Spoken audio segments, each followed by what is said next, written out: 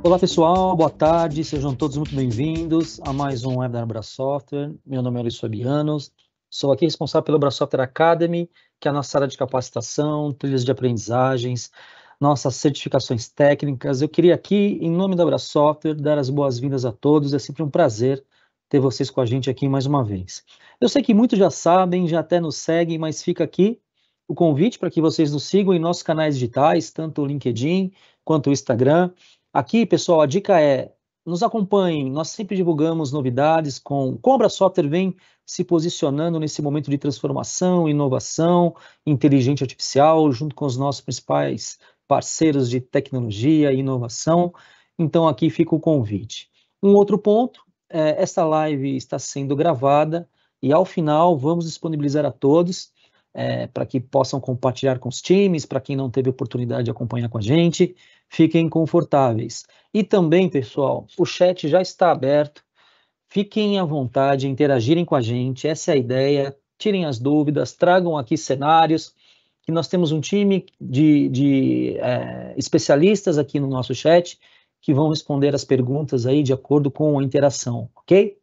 Bom, eu sei que todos vêm acompanhando muitas informações em todo o mercado sobre o quanto a inteligência artificial vem impactando o dia a dia e como ela consegue acelerar a produtividade na nossa jornada de trabalho.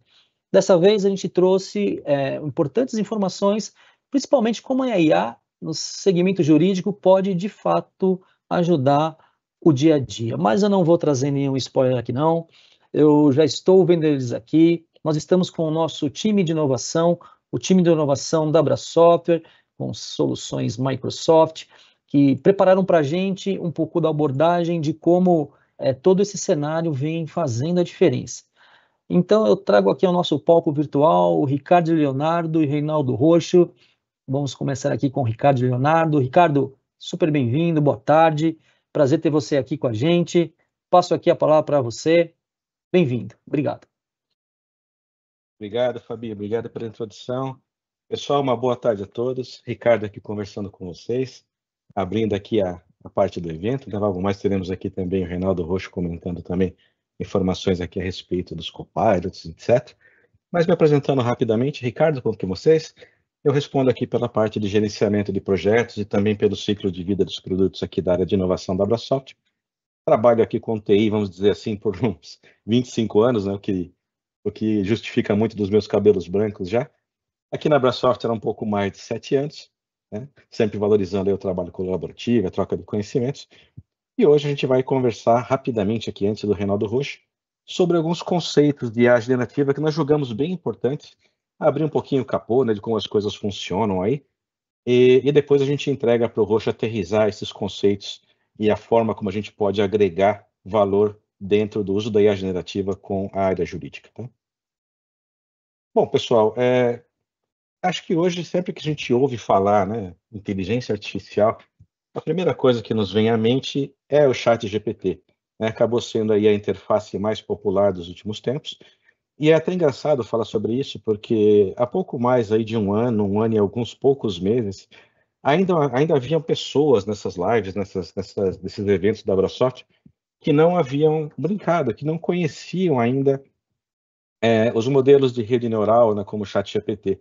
Aquilo ainda era novidade há um pouco mais de um ano atrás. É impressionante como esse tipo de tecnologia teve um avanço tão significativo em tão pouco tempo. Provavelmente por causa aí da própria funcionalidade, né, e do que é possível fazer com isso hoje em dia. Mas o fato, pessoal, é que a tecnologia de rede neural, né, e linguagem LLM, GPT, como a gente está acostumado a conhecer, não é algo novo. Tá? Essa tecnologia surgiu na primeira metade do século passado. Então é algo já relativamente antigo. E teve o seu primeiro boom lá mais ou menos na década de 40, né, do século passado.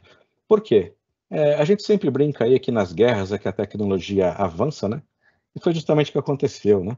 No período aí da Segunda Guerra Mundial, os alemães haviam construído um equipamento, uma máquina, que era capaz de criptografar as mensagens que eram enviadas entre os generais dos seus exércitos, principalmente ali na parte da marinha, né? Então, as mensagens criptografadas eram enviadas ali entre os navios, os submarinos alemães, E havia um interesse muito forte por parte dos aliados, né, os aliados dos Estados Unidos, em conseguir fazer a decriptografia dessas mensagens. E assim poder usar esse tipo de informação ali como com estratégia ali do período de guerra. Tá? Então, data dessa época, o surgimento das primeiras unidades de processamento neural, dos primeiros computadores que trabalhavam com rede neural, justamente numa necessidade de guerra, né, de fazer a parte de decriptografia dessas mensagens aí. Legal. É bem verdade que os computadores que eram usados na época, eles eram mais mecânicos do que eletrônicos, né? Mas o conceito de rede neural utilizado naqueles equipamentos não mudou muito de lá para cá, né? O conceito, conceitualmente falando, as coisas ainda são muito parecidas. Mas o que mudou então? O que mudou foi a tecnologia, né? Os computadores da época da guerra, eles não tinham capacidade de processamento e nem conseguiam lidar com uma grande quantidade de informação simultaneamente como a gente faz hoje, né? Então, o que nos separam aí são alguns anos de tecnologia. Se alguém tiver curiosidade em saber como foi essa época, como esse período tratou, né, os modelos LLM, existem aí um filme chamado Jogo da Imitação. É um filme de 2014, acho que está nos streams mais conhecidos, se não me engano está no Netflix, que conta a história, né, desses primeiros pioneiros aí no ramo da computação em rede neural, né, em rede neural profunda, utilizando, obviamente, os componentes que eram disponíveis na época, e tinham ali o objetivo principal de fazer a decriptografia, o que de fato eles conseguiram fazer, e o filme explica isso de uma forma bem legal. Tá? Então, deixo essa sugestão aqui para vocês, caso tenham interesse e gostem do assunto, o filme é bem bacana. Tá? Legal, pessoal. Ainda conceitualmente aqui sobre IA generativa e redes neurais, eu tenho aqui na tela um exemplo de uma célula de rede neural. Algo muito simples, né? Só para a gente exemplificar mesmo. Obviamente, isso aqui num cenário real seria muito mais complexo, mas o que eu tenho representado aqui na tela seria o fluxo de respostas que um modelo de rede neural oferece, né? O fluxo entre uma pergunta e uma resposta. Então, a gente entende aqui do lado temos uma pergunta, do outro lado teremos a saída com a resposta, mas entre uma coisa e outra, a gente tem camadas, né, ou layers de possibilidades, tá? Então, na verdade, os modelos de rede neural, eles trabalham com possibilidades, assim como o nosso cérebro faz isso, né? A única diferença aqui é que entre uma possibilidade e outra, num modelo de rede profunda, né, digital, as ligações entre esses neurônios, né, entre os componentes de resposta, são ligações digitais, enquanto no nosso cérebro isso acontece de uma forma como ligação química, né? Mas o conceito de uma rede neural aqui é o mesmo conceito que funcionaria também com o nosso cérebro, tá? Então, entre uma pergunta e uma resposta, eu tenho inúmeras possibilidades aqui de componentes da resposta, mas assim, né? Como é que o meu modelo sabe qual é a resposta certa se eu tenho tantas possibilidades aqui no meio? Bom, fazendo uma analogia aqui com o rio, né, com a água que desce pelo rio, pessoal, o que a água faz, né? Normalmente a água ela desce o rio pelo caminho mais curto, pelo caminho que oferece menos esforço. Ela vai meio que desviando de todos os obstáculos, né, até chegar do outro lado. O fluxo de pergunta e resposta dentro de uma rede neural é exatamente assim. Entre uma pergunta e uma resposta, o meu fluxo vai seguir o caminho onde eu tenho menos peso, onde eu tenho menos trabalho, né? E assim eu consigo formar a minha resposta na junção de uma série de possibilidades menores daqui, né? Assim que o modelo neural compõe a sua resposta. Ah, legal, Ricardo, entendi, cara. Quer dizer, então, que o fluxo de pergunta e resposta vai seguir sempre o caminho mais curto. O caminho que tem menos peso. Exatamente. Tá, mas quem que atribuiu esses pesos, né, para cima das possibilidades? De onde que isso aí surgiu? Tá? Bom, pessoal, na verdade, isso aí surgiu com o treinamento dos primeiros modelos LLM viáveis, tá? Isso aí começou lá mais ou menos em 2012 para 2016, onde os primeiros modelos de linguagem natural viáveis começaram a surgir em função da própria tecnologia ter avançado até esse ponto. Agora já era possível lidar ali com quantidades massivas de informação e a gente tinha uma computação ali que já possibilitava também a tratativa de muitas informações por segundo, tá? Mas o fato é que os primeiros modelos neurais, eles eram treinados por pessoas. Então, como é que isso aí funcionava? A gente tinha uma série de perguntas, né, dezenas, centenas, milhares de perguntas, das quais esses treinadores do modelo conheciam a resposta. Então, essas perguntas elas eram imputadas ao modelo. E à medida que o modelo neural respondia a essas perguntas, esses treinadores iam atribuindo ali pesos para cada resposta, de acordo com o grau de assertividade da resposta do modelo neural. Então, num exemplo de como isso aqui era feito, né, eu tenho aqui uma pergunta, por exemplo, quem venceu a Copa do Mundo de 86? Né? Foi a Dinamarca? Não, a Dinamarca, na verdade, nem se classificou. Então, aquele treinador do modelo chegou lá e atribuiu um peso 9 para essa resposta do modelo neural. Ah, foi a Espanha, modelo, quem ganhou a Copa? Não, a Espanha foi desclassificada nas quartas de final. Tá, eu vou atribuir, então, um peso 8 para essa resposta. Foi o Brasil? Não, o Brasil foi desclassificado nas quartas de final, peso 6. Foi a Bélgica? Não, a Bélgica chegou nas semifinais, mas ainda não foi a Bélgica que ganhou, não. Então, peso 4. Foi a França? A França disputou o terceiro lugar. A Alemanha perdeu a final, ficou em segundo lugar, peso 2.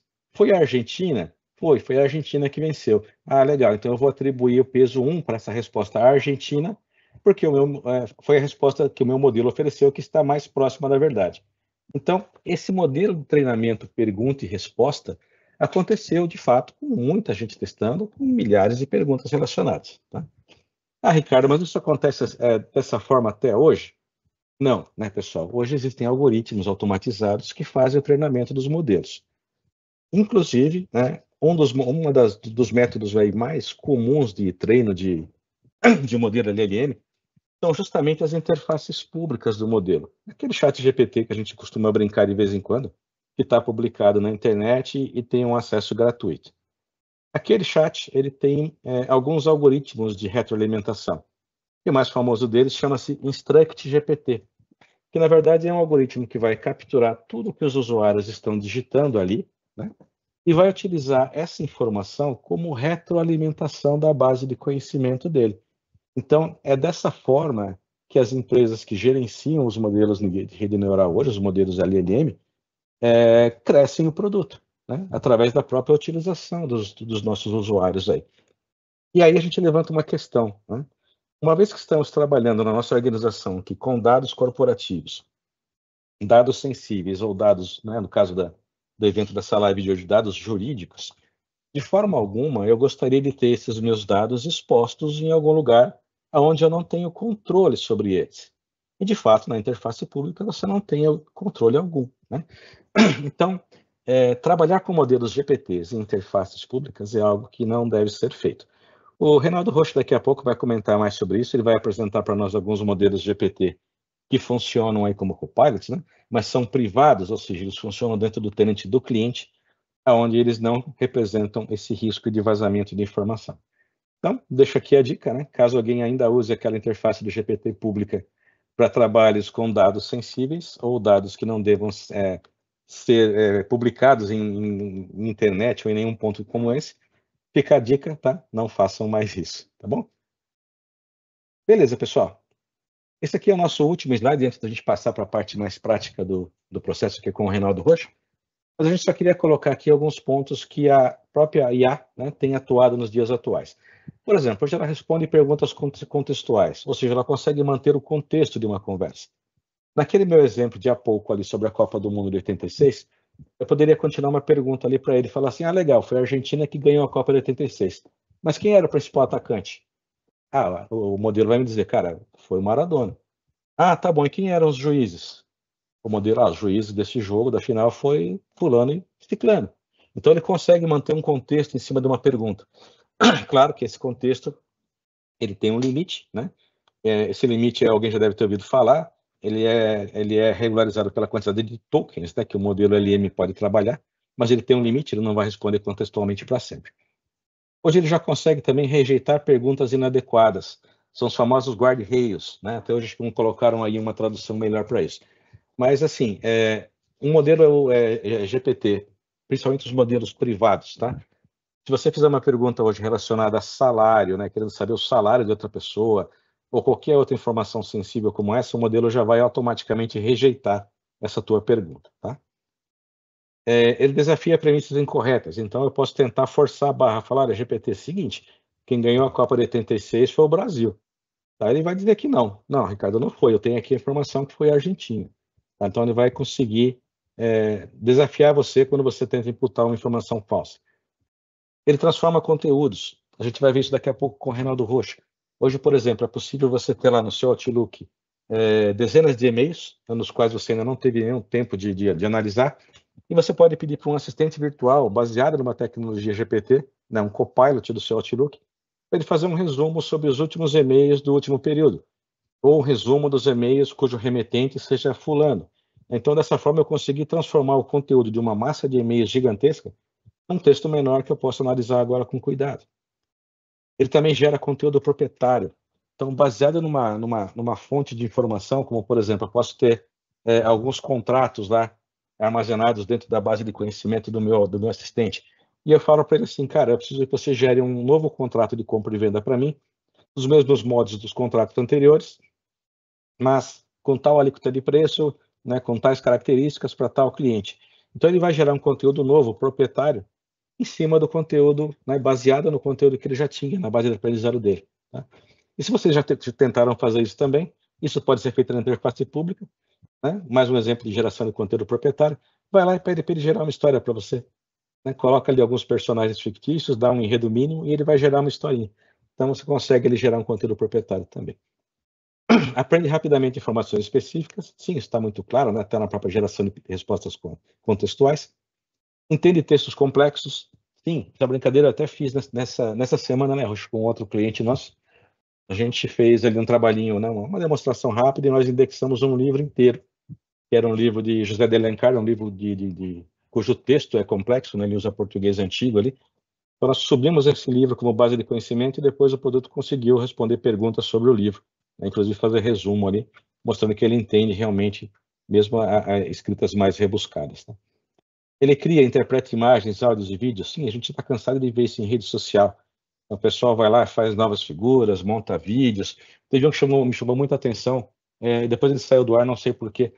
Era um vídeo da Volkswagen, onde a Elis Regina cantava junto com a Maria Rita, sua filha, né? Só que a Elis Regina já é falecida há uns bons anos. E aparecia ali um dueto entre as duas dirigindo o carro da Volkswagen e tal. Era muito bonito, um comercial muito bacana. Não sei por que saiu do ar algum tempo depois. Mas era um bom exemplo de criação de vídeo com o uso da IA. Né? A IA hoje ela admite erros. Então, se por acaso eu receber uma resposta da IA e eu julgo que aquela resposta está errada, né? Eu posso confrontar e falar, olha, GPT, está errado, cara. Né? Me dê a resposta correta. Ele vai voltar alguns passos atrás e vai recompor a resposta e vai dizer, não, Ricardo, de fato, essa resposta estava errada, isso aqui é a resposta certa. Então, ele admite que estava errado. Tá? Ele é acessível. Nos dias de hoje, a gente tem até interfaces públicas para isso. E mesmo as interfaces privadas não são caras assim. São acessíveis a todo mundo.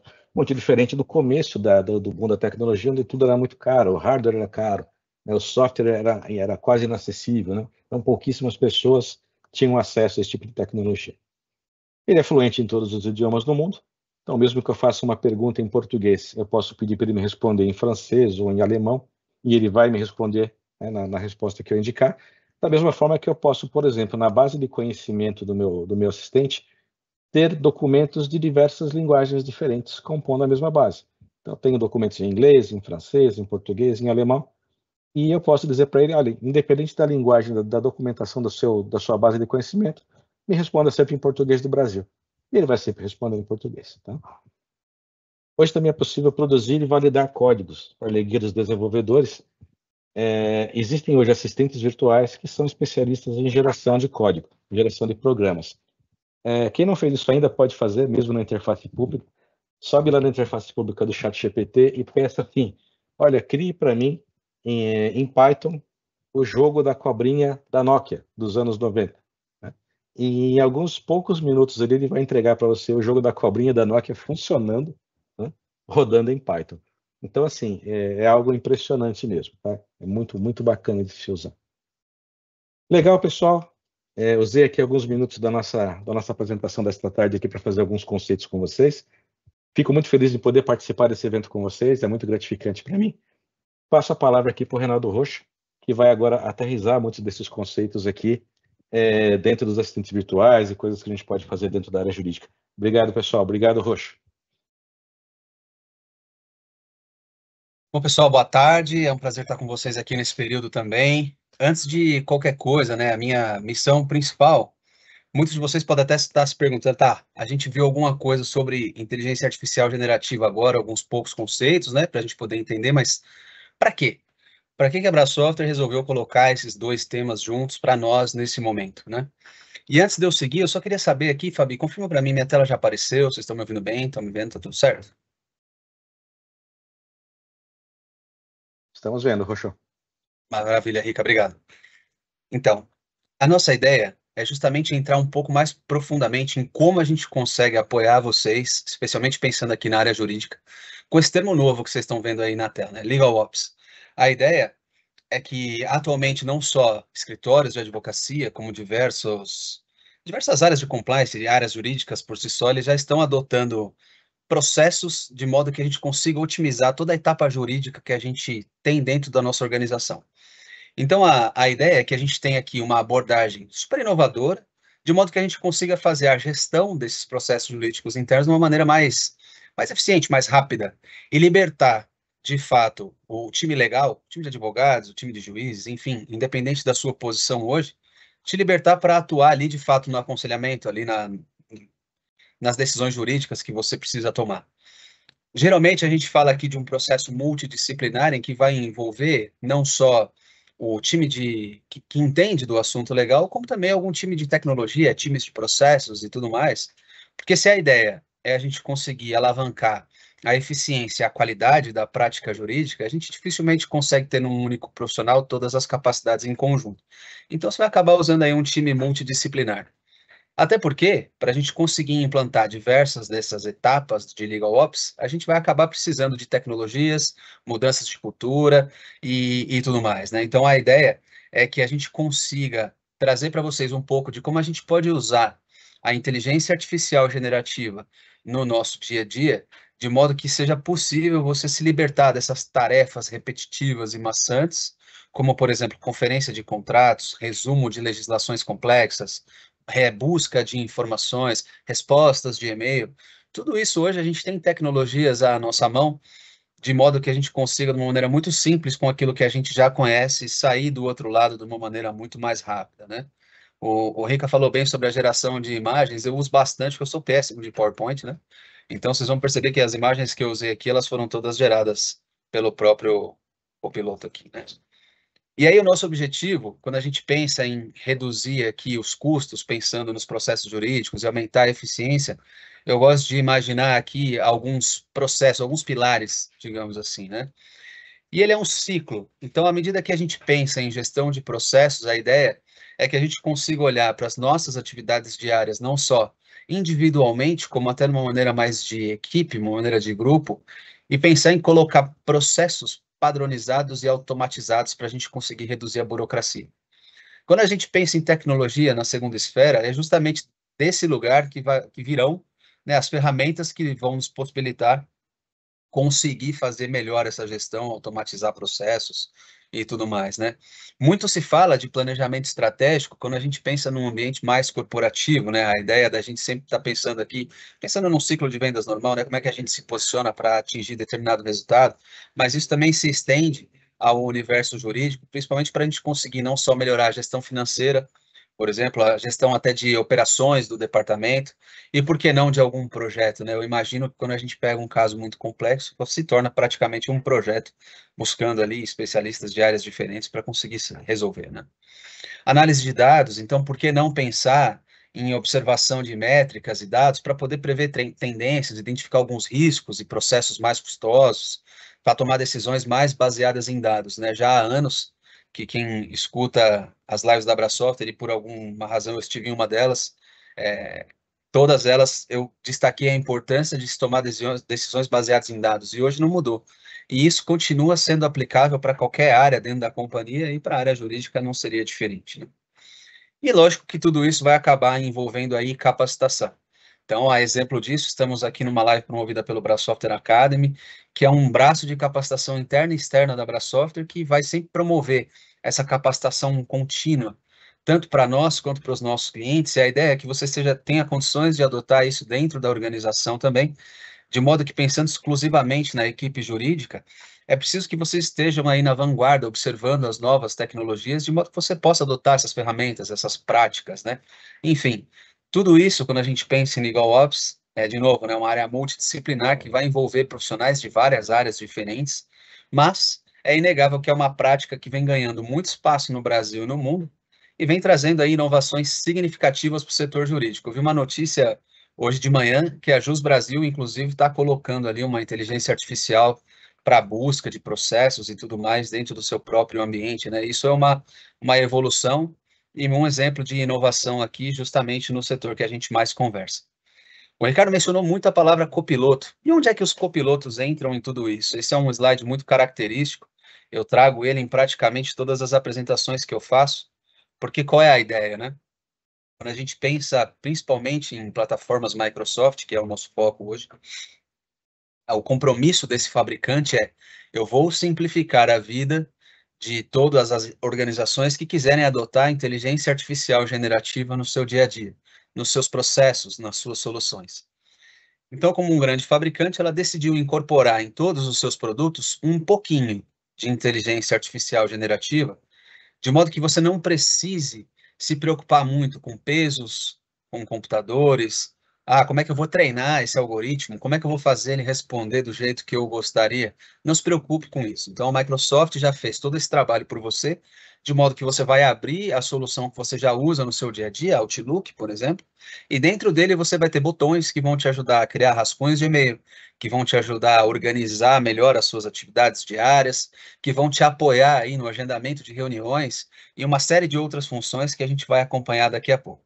Eu acabei esquecendo de comentar, mas a nossa ideia não é ficar só nos PowerPoints. Assim que eu passar para o próximo, eu já vou compartilhar minha tela e vou mostrar para vocês alguns exemplos de como a gente consegue utilizar essas soluções.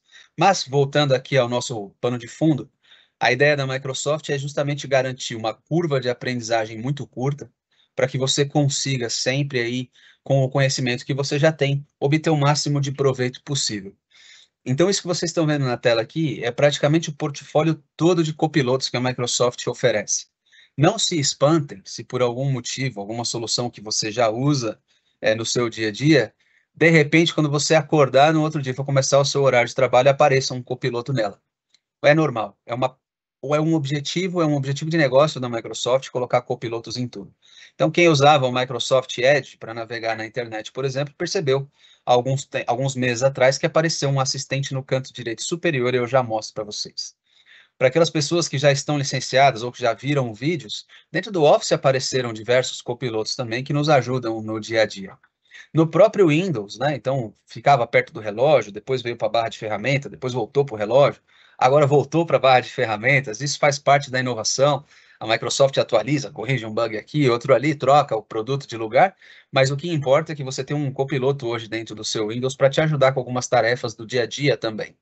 E se porventura você usa alguma solução dessas que você encontra aqui na linha inferior do slide, você vai perceber que dentro de todas elas também existem copilotos para te ajudar.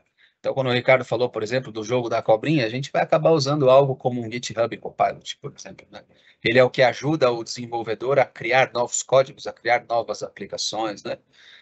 Quando a gente pensa em Power Platform aqui do lado, é outra solução da Microsoft que ajuda, sobretudo com pouco ou nenhum código, ou seja, você pode ter menos conhecimento de desenvolvimento para fazer as suas criações. E aqui um ponto-chave de LegalOps é que dentro dessa plataforma existe um automatizador de processos. Então ele tem assistentes ali que te ajudam, por exemplo, a observar um processo que já existe. Então, por exemplo, quando eu ligo o meu computador no primeiro dia, no meu primeiro horário de trabalho, eu clico no Outlook, aí eu clico nesse Excel, aí eu navego nessa página e ele vai armazenando essa informação, depois ele te sugere como automatizar esse processo. E ele já cria todo o fluxo de automação separado. E dentro dessa solução, existe um copiloto que você pode fazer isso com linguagem natural para você conseguir executar essa tarefa ainda mais rápido. Então, pessoal, a ideia é hoje que a gente foque exclusivamente no copiloto do Office, aqui em cima.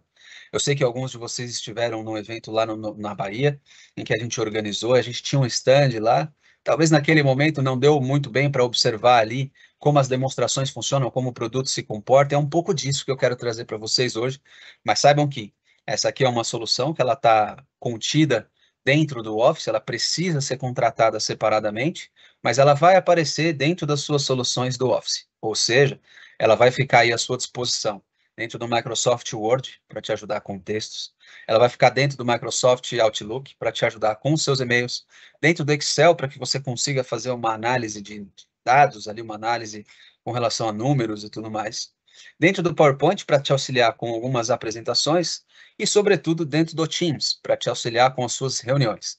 Independente delas serem internas ou delas serem externas, importa pouco, desde que você as organize, ou a sua organização seja a dona daquela reunião, é possível você utilizar aqui o Teams e o Copiloto para te apoiar no dia a dia. Por fim, mas não menos importante, aquele que a gente chama de Business Chat. Esse é aquele copiloto que vai te permitir encontrar qualquer informação que você tiver acesso dentro da organização. Ela é aquela solução que vai te permitir criar sínteses, fazer análises, comparar mais de um documento ao mesmo tempo, e tudo isso com linguagem natural, de um jeito muito simples, pessoal. Então, façam uso do chat, caso alguém tenha alguma dúvida, fique super à vontade, a gente tem um time aqui à disposição, e se porventura a gente não responder ao longo das demonstrações, nós teremos o maior prazer em responder assim que a reunião acabar, deixaremos alguns minutos no final aqui para responder as perguntas. Eu troquei aqui o compartilhamento para minha tela, imagino que já chegou também, só confirma para mim, por favor. Já chegou, estamos ok aqui. Maravilha, Fabi, muito obrigado. Então, pessoal, esse aqui é o meu ambiente de trabalho, é o meu desktop, isso aqui é a minha cozinha, sejam todos bem-vindos, né? Então, eu, por exemplo, eu vou abrir aqui o meu Teams, é uma das ferramentas que eu abro primeiro no dia, então aqui já está bem na tela do meu calendário. Se o seu Teams não tiver como o meu, pode ser que você ainda não está utilizando a nova versão do calendário. Eu tenho a tendência de sempre utilizar aquilo que a Microsoft lança primeiro. Eu passo mal com todos os bugs, com todas as atualizações, mas eu busco utilizar aquilo que tem de mais moderno, para quando eu conversar com vocês eu saber um pouquinho mais do que eu estou falando. Ok? Então, esse aqui é o meu Teams. Se eu vier aqui no chat, você vai ver que é um ambiente de trabalho normal, né? Então, aqui a gente tem todos os meus chats, todos os meus favoritos e tudo. Você já vai perceber que o copiloto ele aparece bem aqui no meio, aqui no começo, ele aparece uma logo dele aqui no canto, ele tem uma aplicação aqui, ou seja, ele vai buscar se mostrar presente para você em todas as etapas do seu dia, a partir do momento em que você estiver logado e tiver devidamente licenciado, né? Esse que eu vou mostrar para vocês agora é uma aplicação de copiloto que ela fica dentro do Teams. E esse é o grande buscador de arquivos que a gente tem dentro da nossa organização. Aqui, ele segue boa parte dos princípios que o Ricardo destacou para vocês no começo, e eu posso fazer qualquer pergunta para ele sobre qualquer documento que eu tenha acesso dentro da Brasoft. Eu sei que o Taliba, que está aqui com a gente, por exemplo, também, ele compartilhou comigo uma documentação sobre alguns... o Código de Defesa do Consumidor, alguns processos que nós pegamos na Jus Brasil, e eu queria saber mais sobre essas documentações. Então, eu posso chegar para o copiloto e perguntar para ele o seguinte: quais foram os últimos arquivos que o Guilherme Taliba compartilhou comigo? Então, o que que esse copiloto faz? Ele vai buscar por tudo aquilo que o Taliba mandou para mim. Então, aqui ele me deu algumas respostas, tá vendo? Então, aqui ele está falando de um direito de consumidor, é um dos arquivos que ele compartilhou por último. Aqui ele está falando de um PowerPoint que o Taliba compartilhou comigo em algum momento. E aqui ele está falando sobre uma palestra que a gente fez ao longo do ano aí, em outro lugar. Mas não é sobre isso que eu quero saber. Eu quero saber, aqui é aquilo que o Ricardo falou, né? Eu posso dizer que ele está incorreto na resposta dele, que não tem problema. Eu posso dizer para ele, não estou falando sobre isso. Quero saber exclusivamente sobre os arquivos de defesa do consumidor que ele me enviou por chat hoje. Então, aqui, para vocês terem uma ideia, que eu posso dar uma instrução extremamente específica para ele sobre onde o Taliba compartilhou, sobre qual foi o momento que o Taliba compartilhou comigo, qual é o tipo de documento que ele me mandou. Então, eu não preciso nem saber exatamente onde estão esses documentos. Eu só preciso saber por onde o Taliba me mandou. Eu preciso saber conversar com ele, né? E o que você vai perceber de muito interessante é que esse copiloto ele sempre te sugere próximas perguntas. Então, aqui nessas áreas de baixo, ele já está me sugerindo o seguinte: posso criar uma apresentação em PowerPoint com base nisso? Se eu pedir isso para esse copiloto aqui, ele não vai fazer exatamente como a gente está imaginando. Isso eu teria que fazer direto no PowerPoint. Então, aqui ele ia criar o storytelling, toda a estrutura que eu deveria seguir para criar no PowerPoint, então eu não vou usar essa pergunta aqui, né? Mas eu posso chegar para ele e clicar nessa segunda opção. Quais são os pontos principais do documento de defesa do consumidor 1 PDF? Que é o que está escrito aqui. Vamos ver se ele vai trazer a resposta correta. Eu fiz esse teste mais cedo, ele acabou trazendo a resposta incorreta. Mas aqui ele foi cirúrgico, porque ele já referenciou o documento, tá vendo? Então aqui, o que esse copiloto vai buscar trazer para você? Ele sempre vai te trazer referências bibliográficas, né? Então, aqui, esse número 1, ele te mostra qual foi a origem da resposta dele. Então, ele consultou esse documento para conseguir te dar essa resposta. E toda vez que ele invocar esse documento, ele vai te dar a mesma resposta. Então, imagina você, um processo extremamente complexo, um processo extremamente grande, você precisa extrair pequenas informações dele. Eu nem precisei abrir o documento para saber o que tem dentro. Eu usei um copiloto aqui e fiz uma pergunta. Você vai observar que aqui em cima eu tenho algumas informações muito importantes. A primeira delas é essa aqui em cima. Esse copiloto, o grande diferencial, a grande vantagem dele, é que ele tem uma governança 100% corporativa. Ou seja, o administrador da tua empresa, ele tem plenos poderes para dizer aquilo que você pode acessar, aquilo que você não pode acessar de jeito nenhum, e, sobretudo, o acesso do copiloto a determinados sites de SharePoint, por exemplo. Sobretudo quando a gente está aqui no ambiente de trabalho, eu não estou no ambiente web, eu estou no ambiente de trabalho, por isso que ele encontrou o Taliba, por isso que ele encontrou esse documento, porque aqui eu estou falando do meu ambiente de trabalho. Quando a gente estiver no ambiente de trabalho, o nosso administrador ele tem condição de restringir aquilo que a gente nunca deveria ter tido acesso por princípio, né? Então, tudo isso é extremamente governável, né? É uma segurança a mais para a organização, diferentemente de quando a gente usa a interface pública. Então, se eu for lá na OpenAI, no ChatGPT, e colocar um arquivo meu lá e pedir para ele resumir, para onde foi esse arquivo depois?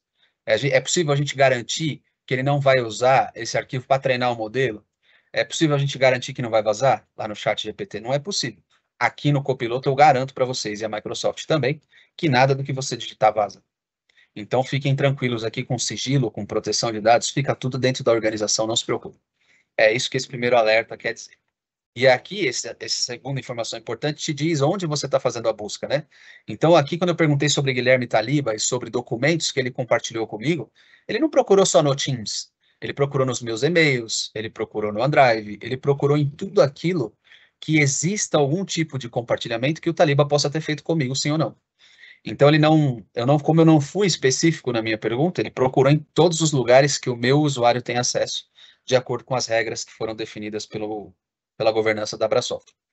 Então, quando eu busco o ambiente de trabalho, ele busca tudo aquilo que eu tenho de acesso no meu ambiente de trabalho. Eu posso trocar isso para a web. E aqui eu vou fazer buscas na internet, e exclusivamente na internet. E esse universo de web não conversa com o ambiente de trabalho.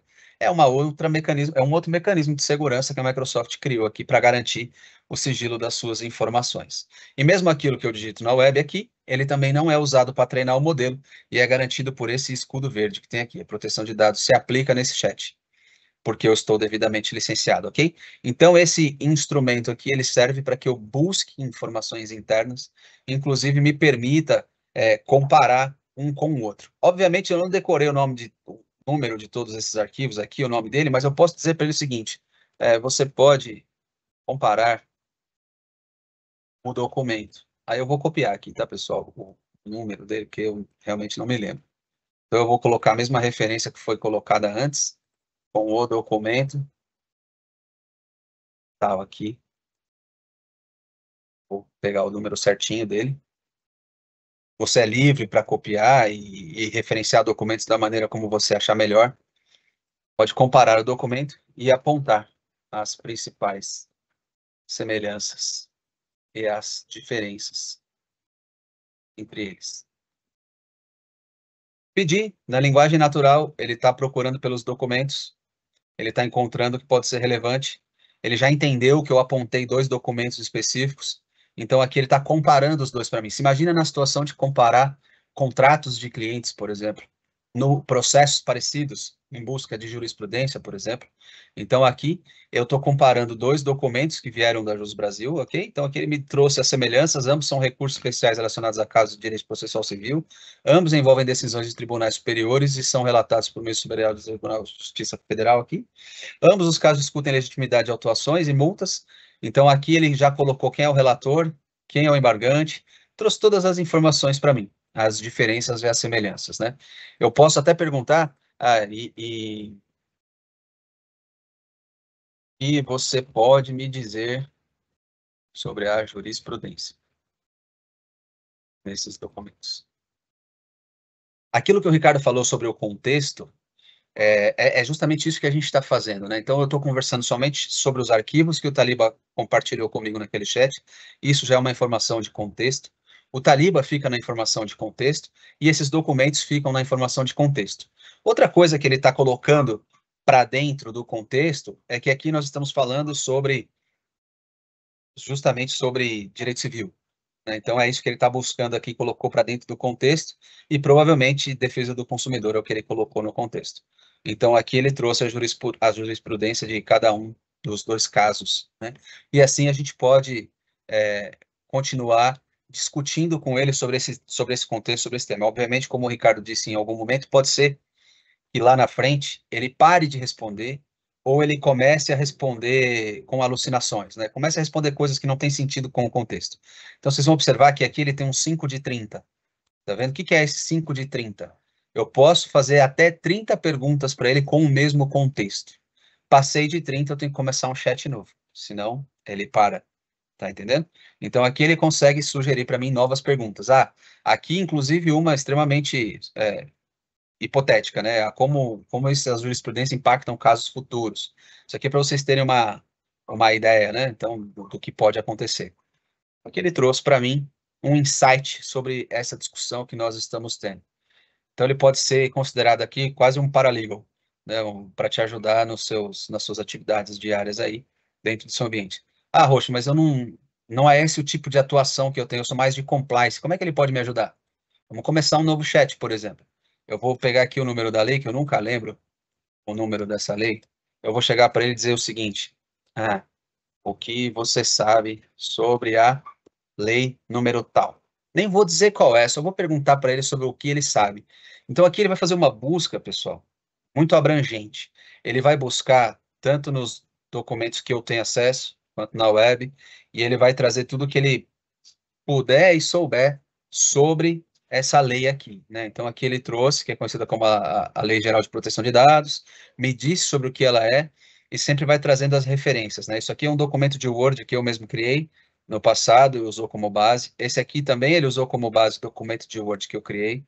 Aqui ele já trouxe 2 links externos, então aqui ele trouxe um link da web, e aqui também.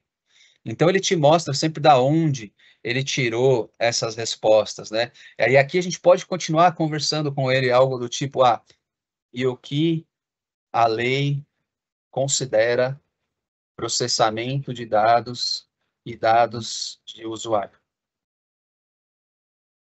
Então, se você estiver, por exemplo, planejando se adequar a uma lei, a uma normativa, a uma regulação, você consegue usar esse tipo de artifício aqui para te ajudar a compreender um pouco melhor daquilo que você está falando. E você pode, inclusive, pedir para ele me ajude a criar um plano bem detalhado, com um passo a passo de como implementar práticas de gestão, práticas de proteção de dados de acordo com essa lei.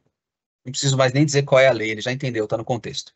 Então, aqui ele vai criar para mim um passo a passo. Então, esse é um dos jeitos aqui da gente usar o copiloto no dia a dia, para entender não só sobre aquilo que eu tenho dentro do meu ambiente de trabalho, como aquilo que eu tenho fora e cruzar os 2 mundos. Percebam que eu nem troquei para o ambiente web aqui, eu usei apenas o ambiente de trabalho, e ainda assim ele trouxe respostas de fora, ok? Isso é importantíssimo vocês saberem, perceberem e utilizarem aqui no dia a dia. Então, esse é um dos jeitos que a Microsoft deixou à nossa disposição aqui para usar o copiloto, ok? Maravilha. Ainda dentro do Teams, a segunda função é quando a gente está em reuniões, né? Então, se a gente pega uma reunião que ela foi gravada, por exemplo, deixa eu escolher uma aqui, ver se eu tenho alguma reunião gravada aqui que eu participei. Não, essa aqui não foi gravada. Deixa eu pegar na semana passada. Aqui também, jogo rápido. Essa aqui foi gravada, por exemplo. Mas não sou organizador, então não ajuda nada. Deixa eu ver. Essa aqui. Essa aqui provavelmente eu gravei. Não gravei também. Eu tenho que acessar ela por outro lugar, pessoal, porque meu Teams atualizou. Aí eu apanho um pouco dele para achar as coisas aqui. Mas eu já vou mostrar para vocês rapidinho como isso funciona. Aqui eu vou abrir um chat. Vou procurar aqui o seus Copilot, ele me ajuda também no meu dia a dia. Vou pegar aqui um resumo de reunião. Maravilha. Então aqui ele vai me dar as outras abas, vou vir aqui no recapitular. Então, pessoal, quando a gente tem o copiloto licenciado, a gente acessa uma reunião que foi gravada, esse é o tipo de coisa que ele apresenta para nós, né? Anotações da reunião, o que foi discutido, quem falou o quê, o que foi feito ao longo dessa reunião, o que aconteceu, quais foram as tarefas de acompanhamento, o que ficou decidido depois, quem ficou com a lição de casa, quais são os objetivos. Então, dentro do Teams, esse copiloto tem a função não só de te ajudar a encontrar informações, comparar documentos, fazer análise de documentos, bem como também te apoiar aqui com reuniões que já aconteceram ou que estão acontecendo. Ok? Maravilha. Eu vou passar para o meu Word aqui rapidamente. A ideia do Word é te ajudar de algumas maneiras diferentes. A primeira maneira é te apoiar aqui na criação de documentos, em rascunhos, né? Então, se eu precisar criar alguma coisa do zero, eu não preciso criar 100% do zero.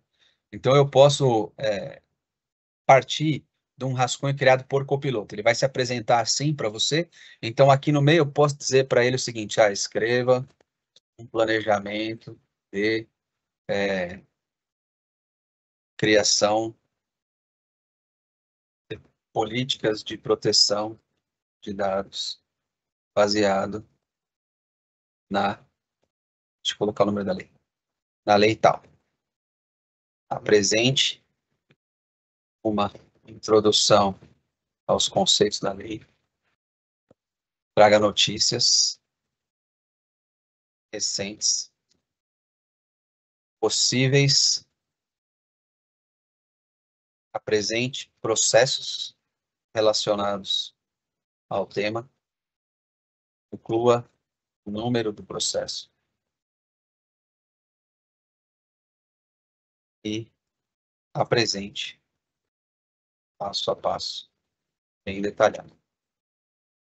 Utilize um tom formal com linguagem jurídica.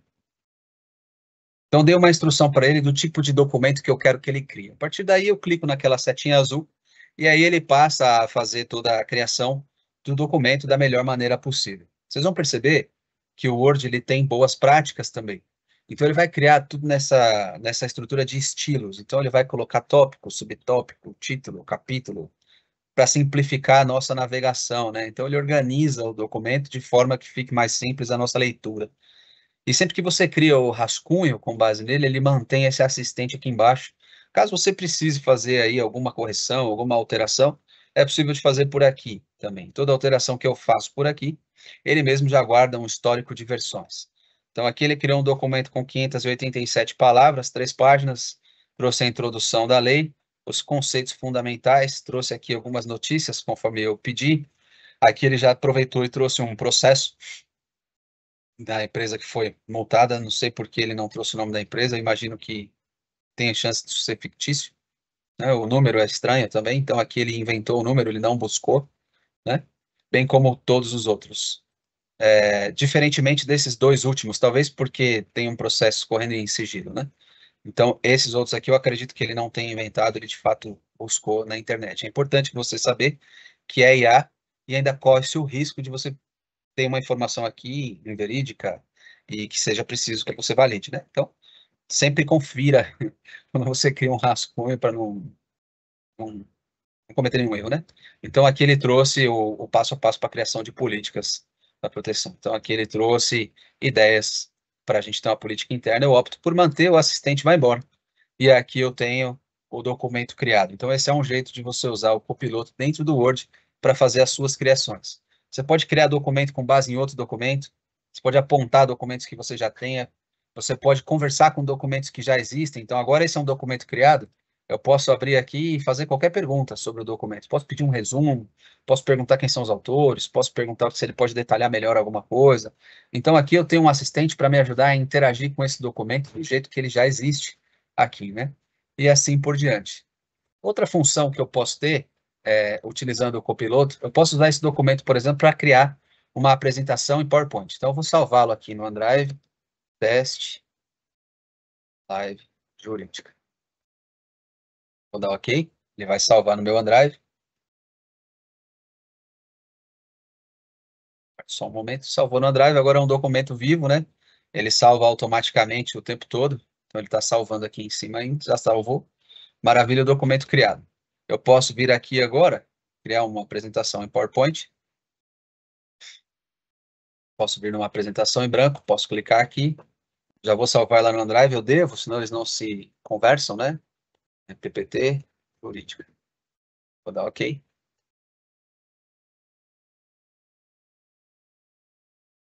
A partir de agora ele também está salvo automaticamente, e aí eu consigo encontrar os documentos que eu tenho acesso dentro do meu OneDrive, né? Agora eles se conversam. Então eu posso usar ele para fazer o seguinte, criar uma apresentação com base no arquivo. Qual arquivo? Pode ver que esse aqui é o primeiro, foi o último que eu mexi.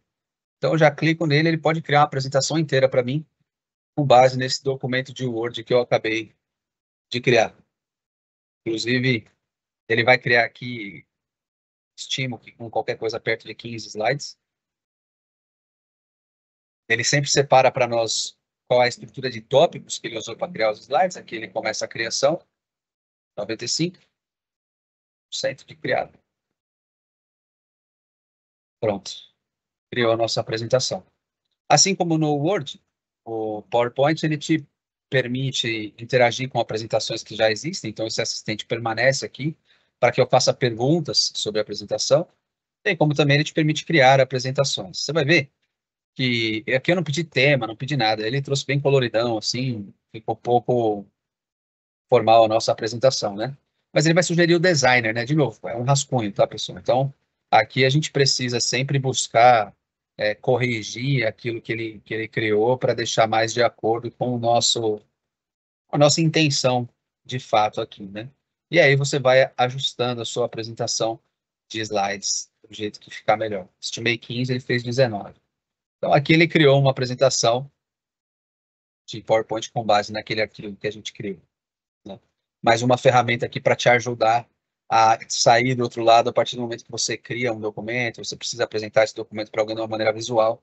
O copiloto do PowerPoint aqui também te ajuda, ok? E aí, por fim, para aquilo que a gente tinha programado para hoje, eu vou mostrar para vocês um pouco do Outlook. Não estranhe o meu Outlook, ele está na versão nova, ok? Então, se você estiver usando o Outlook clássico, ele vai se apresentar de outra maneira. Ele vai ter uma chavinha aqui, se você quiser mudar bem, se não quiser também, não tem problema. Eu geralmente recomendo, porque a gente nunca sabe quando a Microsoft tira o suporte do antigo. De qualquer modo, tem funções do copiloto que só tem na versão nova.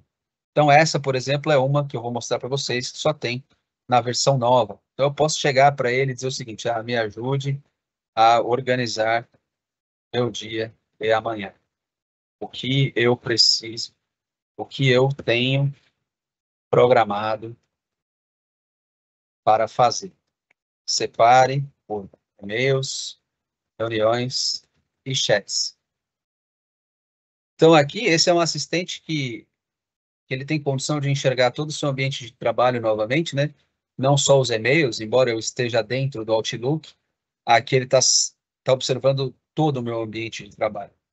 E separou exatamente como eu pedi para ele aqui. Aqui ele vai julgar aquilo que está como mais importante, aquilo que está pendente há mais tempo, aquilo que eu já me comprometi de dar uma resposta baseado no que foi endereçado a mim, baseado no que eu já respondi. Então, ele trouxe para mim isso aqui, ó. Então, tem alguns e-mails que eu preciso ler, tem um cliente que está esperando uma resposta minha, tem um outro cliente aqui esperando também uma possibilidade de agenda minha, essa aqui já não é para mim.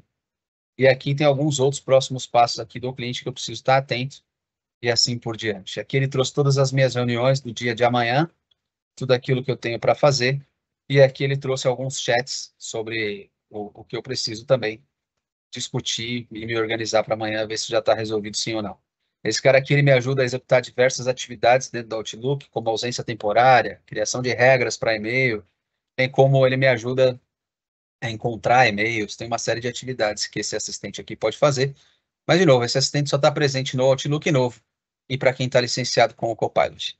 Dentro dos e-mails normais, então se a gente pegar esse aqui, por exemplo, que é uma thread bem grande, tem 18 e-mails aqui, eu posso chegar para ele e pedir, resume esse e-mail para mim, por favor. Tem 18 e-mails, eu vou investir muita energia lendo todos eles, eu não sei o que está acontecendo aqui, então eu pedi para ele um resumo, ele traz de trás para frente aquilo que iniciou essa troca de e-mails, né? Então aqui ele trouxe primeiro, o cliente pedindo treinamentos básicos, o Flávio informou que essas agendas não estavam disponíveis, ele confirmou novas datas, então esse aqui solicitou o conteúdo das apresentações que já foram feitas, então ele pediu acesso à gravação e o Flávio respondeu com a disponibilidade da gravação até quando ela fica disponível, né?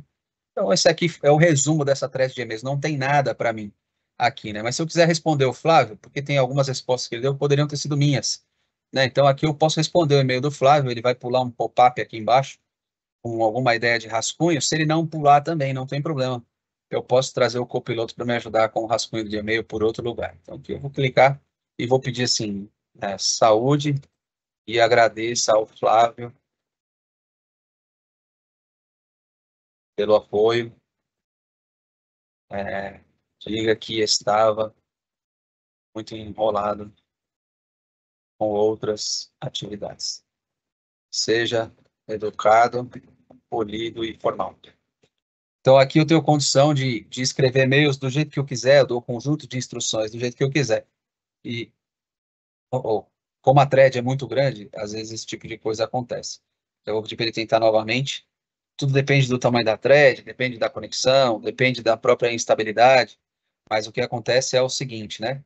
Tudo tem limite nos softwares, de uma maneira geral. Então, esse aqui, pode ser que a mensagem esteja incompleta, porque a thread é muito longa, são 18 e-mails, né?